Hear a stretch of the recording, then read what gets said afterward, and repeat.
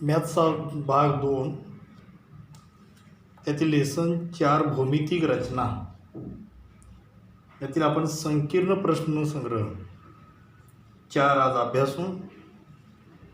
पहिला जो प्रश्न जो आहे, योग्य पर्याय निवडा. एक, वर्तुळावर दिलेल्या बिंदूतून वर्तुळाला काढता येणाऱ्या स्पर्शिकांची संख्या डॅश इतकी असते. आता वर्तुळावरील बिंदूतून वर्तुळाला आपणाला एकच स्पर्शिका काढता येते.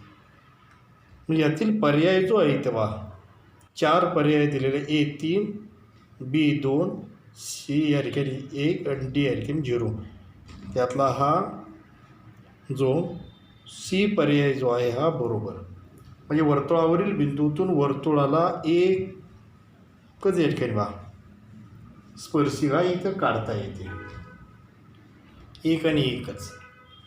2 जे वर्तुळाबाहेर बिंदूतून वर्तुळाला जास्तीत जास्त डॅश स्पर्शिका काढता येतात. आता वर्तुळाबाहेरील बिंदूतून वर्तुळाला जास्तीत जास्त ज्या ठिकाणी स्पर्शिका ज्या आहेत त्या 2 स्पर्शिका काढता येतात. म्हणजे पर्याय जो इथं पहिला जो या ठिकाणी पर्याय जो दिलेला आहे हेच येतो उत्तर येईल. म्हणजे जास्तीत जास्त 2 स्पर्शिका इथं किती येणार बाबा 1. म्हणजे वर्तुळाबाहेरील बिंदूतून वर्तुळात जास्तीत जास्त 2 स्पर्शिका काढता येतात. पर्याय A, B, C आणि D दिलेले 2, 1, 1 आणि 1च आणि D या ठिकाणी 0 द्या. म्हणजे बाहेरील बिंदूतून आपणाला वर्तुळाबाहेर भागात दिलेल्या बिंदूतून वर्तुळाला जास्तीत जास्त 2 स्पर्शिका काढता येतात. प्रश्न 3 जो आहे, त्रिकोण ABC समरूप त्रिकोण PQR आणि AB छेद PQ बरोबर 7/3. दोन्ही त्रिकोणांचं गुणोत्तर इथं दिलेलं आहे 7/5. म्हणजे ABC आणि PQR यांच्या संगत बाजूंचं जे गुणोत्तर दिले 7/5. तर आता यापैकी त्रिकोण ABC मोठा असेल, B दिले त्रिकोण PQR मोठा असेल, C दोन्ही त्रिकोण समान असतील आणि D निश्चित सांगता येणार नाही. आता इथं त्रिकोण AB आणि PQतून AB बाजूचं गुणोत्तर या ठिकाणी जास्त आहे 7. म्हणजे त्रिकोण ABC हा या ठिकाणी मोठा. म्हणजे यातून पर्याय क्रमांक हा 1 यातून बरोबर येईल. बाईत पर्याय क्रमांक 1 म्हणजे ती उत्तर आता इथं आपण या ठिकाणी खाली लिहू. एक प्रश्नाचं या ठिकाणी जे काही उत्तर आहे कोणतं आहे C म्हणजे जास्तीत जास्त त्याच्या किती 1, 2 या ठिकाणी जेव्हा त्याचा पर्याय कोणता A जास्तीत जास्त ते स्पर्शिका आहे 2 आणि Cचं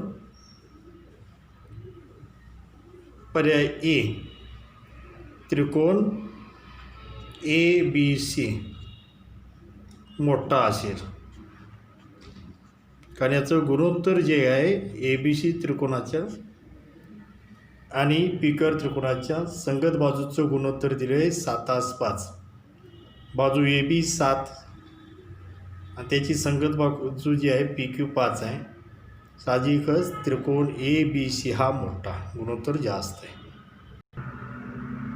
प्रश्न 2, केंद्र O असलेले 3.5 सेमी त्रिज्येचे वर्तुळ काढा. वर्तुळ केंद्रापासून 5.7 सेमी अंतरावर बिंदू P घ्या आणि P बिंदूमधून वर्तुळाची स्पर्शिका काढा. पहिल्यांदा आपण एक त्रिज्या 3.5 सेंटीमीटर घेऊ. 3.5 सेंटीमीटर आपण कंपासमध्ये अंतर घेतलं आणि या 3.5 सेंटीमीटरचं आपण वर्तुळ काढू. 3.5 सेंटीमीटरचं आपण त्रिज्येचं वर्तुळ इथं काढलेलं आहे. वर्तुळ केंद्राला नाव इथं O दिलेलं आहे. त्रिज्या इथं घेऊ आपण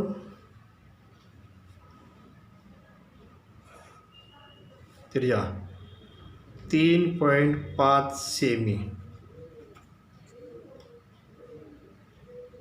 3.5 सेमी. आता वर्तुळ केंद्रापासून 5.7 सेमी अंतरावरती पी बिंदू घ्यायचा आहे. माहीत 5.7 अंतरावरती हा पी बिंदू घेतला. हा ओ पी इथे जोडू आणि या बिंदूला नाव आपण इथं देऊ पी. आता जो आपल्याला ओ पी जो रेषाखंड मिळाला, ही जी लांबी ओ पीची 5.7 सेमी लिहिली. आता ओ पीचा लंब दुभाजक काढू. आता कंपासमध्ये ओ पीच्या निम्म्यापेक्षा जास्त अंतर, ओ पी रेषाखंड आहे ते निम्म्यापेक्षा जास्त अंतर घेऊन ओ पी रेषाखंडाच्या दोन्ही बाजूस, वरील व खालील बाजूस कंस काढा. कंपासमध्ये घेतलेलं अंतर ही त्रिज्या आहे तीच या ठिकाणी सेम ठेवून पहिले कंस इथं छेदा. हे पहिले कंस इथं छेदलेत आपण. आता या दोन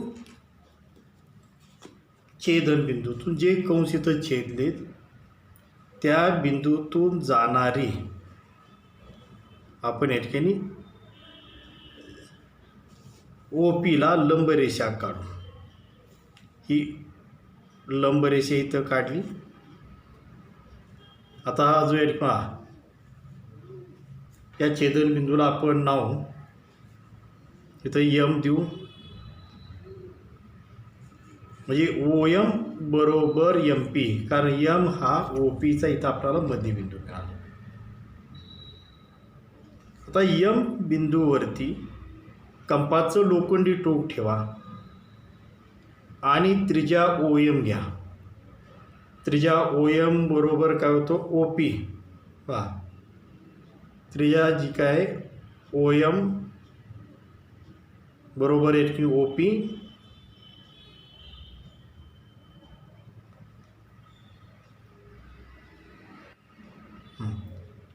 त्रिज्या आपण इथं ओ एम घेतली. ओ एम बरोबर ओ पी आहे. आता केंद्र यम हे घेऊन त्रिज्या ओ एम घेतली आणि ओ आणि पी बिंदूमधून जाणारं वर्तुळ काढलं. यामध्ये आता ही दोन वर्तुळं ज्या ठिकाणी छेदतात त्या छेदन बिंदूंना आपण नाव ए आणि इथं बी देऊ. पुढे आता आपल्याला पी आणि ए बिंदू जोडायचे आहेत. म्हणजे किरण ए पी काढा. किरण आपण ए पी काढू.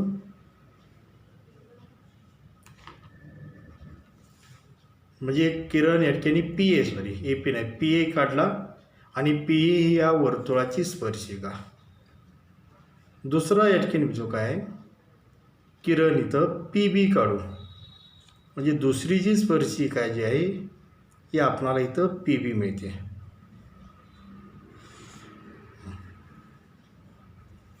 म्हणजे आपणाला या या वर्तुळाच्या बाह्य भागात जो काय पी बिंदू आहे या पी बिंदूतून वर्तुळाला दोन स्पर्शिका मिळाल्या, पी ए आणि पी बी. या प्रकारे तिसरा प्रश्न जो आहे, कोणते एक वर्तुळ काढा आणि त्यावरती ए बिंदू घेऊन त्यामधून वर्तुळाची स्पर्शिका वर्तुळ केंद्राचा उपयोग न करता काढा. आता कोणतेही वर्तुळ काढा याचाच अर्थ कोणत्याही व्यासाचं. तुम्ही कोणत्याही व्यासाचं वर्तुळ काढा. हे इथं वर्तुळ काढलं बा. हा वर्तुळ केंद्र. आता इथं वर्तुळाची जी त्रिज्या जी आहे ही 3.4 सेंटीमीटर आहे. 3.4 सेंटीमीटर म्हणजे तुम्ही 4चं काढलं 5चं काढलं तुमच्यावरती. इथं या ठिकाणी फिक्स या ठिकाणी माप दिलेलं नाही त्रिज्या किती असावी. आणि यावरती त्यावर ए हा बिंदू घेऊन समजा आपण इथं ए हा बिंदू घेतला, वर्तुळावरती ए हा बिंदू घेतला, घेऊन त्यातून वर्तुळाची स्पर्शिका, या ए बिंदूमधून जाणारी वर्तुळाची स्पर्शिका काढायची. पण काढताना वर्तुळ केंद्राचा वापर न करता आता ए बिंदू व्यतिरिक्त वर्तुळावरती अनेक 2 बिंदू घ्या. इथं 2 आपण बिंदू घेतलेत. समजा इथं घेतला एक्स आणि वाय. आता रेख ए वाय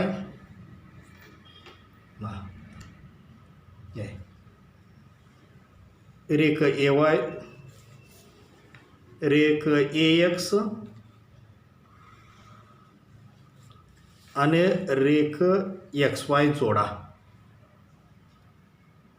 हे सर्व शिरोबिंदू आपण जे त्रिकोण मिळाला याची सर्व शिरोबिंदू बाजूनी जोडले. आता वर्तुळ केंद्राचा वापर न करता ए मधून स्पर्शिका काढायची. मग आपण ए मापाचा कोन जो मूलभूत भौमितिक रचना आपण अभ्यासलेली आहे, दिलेल्या कोणाच्या मापाचा एकरूप कोन काढणे, या कृतीनुसार लोखंडी टोक वाय या ठिकाणी बिंदूवरती ठेवा आणि दोन्ही बाजू छेदणारा कंस काढा. त्रिज्या हीच यामध्ये कंपासमध्ये चराई आणि अंतरामध्ये न बदल करता ए शिरोबिंदूवरती इथं त्रिकोणाचा इथं बिंदू जो मिळतो आपल्याला, वर्तुळावर बिंदू जो ए यावरती लोखंडी टोक ठेवून ए एक्स बाजू छेदून बाहेरच्या साईडला जाणारा कंस काढला. पुढची कृती जी आहे, हे कंसामधील जे अंतर आहे बा, हे कंपासच्या साहाय्याने इथं घेतलं, त्याची मार्किंग खून केली. कंपासच्या साहाय्याने आपण या कंसाचं अंतर घेतलं, याच मापाचं अंतर इथं हे मार्किंग आहे. ए एक्सला कंस जिथं छेदला आहे त्या पॉईंटवरती, त्या बिंदूवरती लोखंडी टोक ठेवून हा कंस छेदा, इथं छेदला. हा छेदन बिंदू आणि ए यामधून जाणारी आपण रेषा काढू.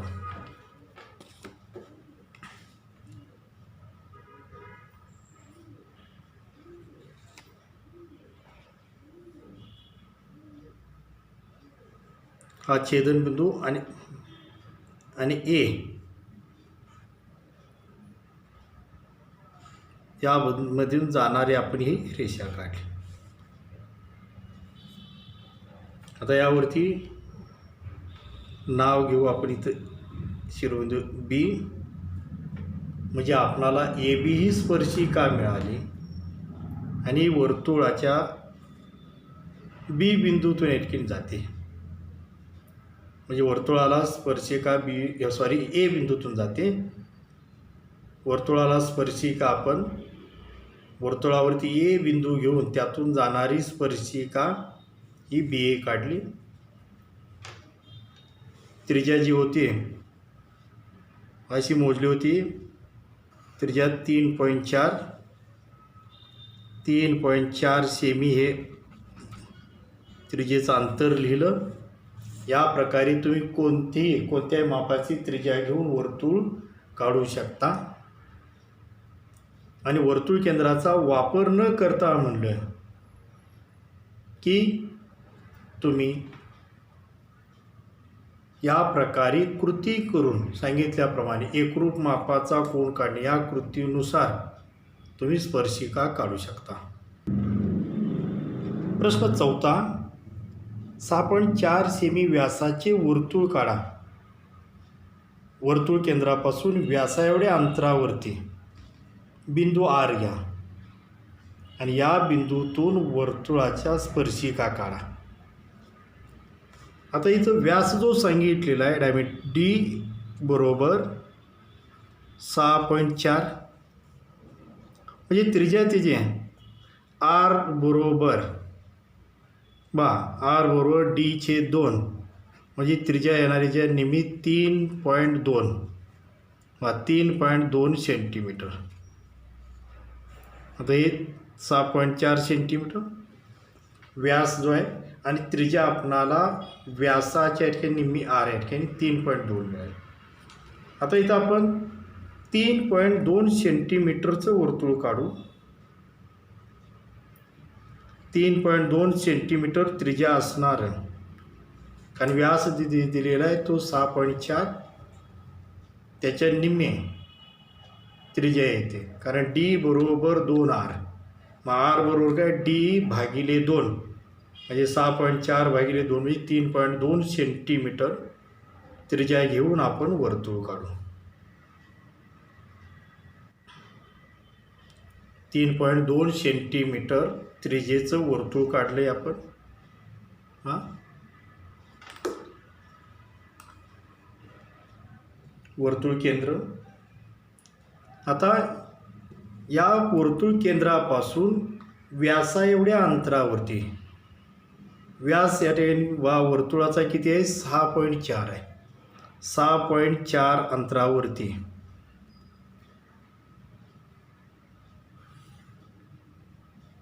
6.4 अंतरावरती आर हा बिंदू घ्या. आर घेतला. वर्तुळ केंद्राला या ठिकाणी नाव दिले की वर्तुळ केंद्र 0. त्रिज्या व्यासाच्या निम्मी 3.2 सेमी. ओ आरचं जे काही माप आहे, ओ आर बरोबर 6.4 सेमी. 6.4 सेमी.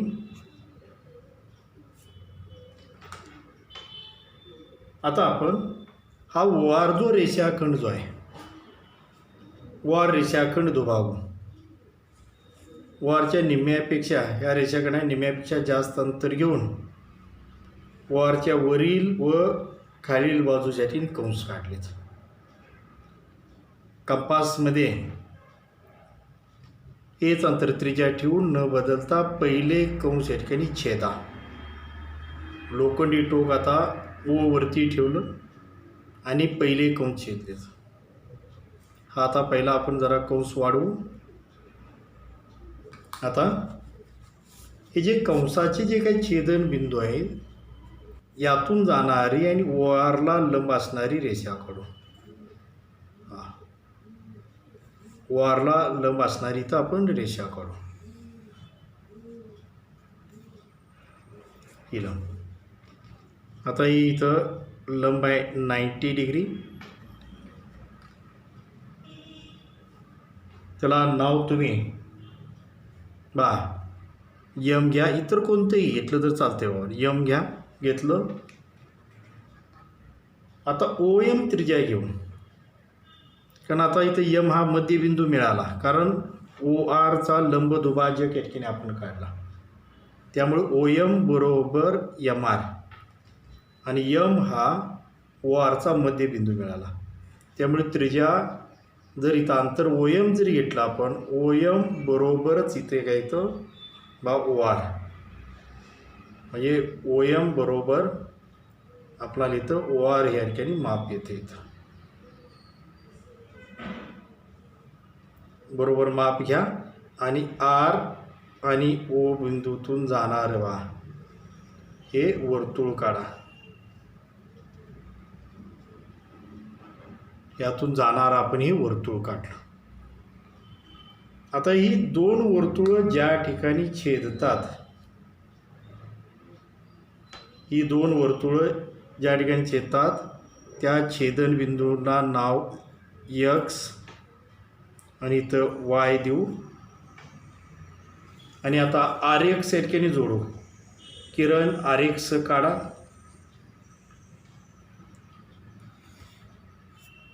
हा आपण किरण आर एक्स काढला. त्याचबरोबर किरण आर वाय काढू. आर ओ वाय बिंदू जोडणारा हा किरण आपण काढला. अशा प्रकारे आपणाला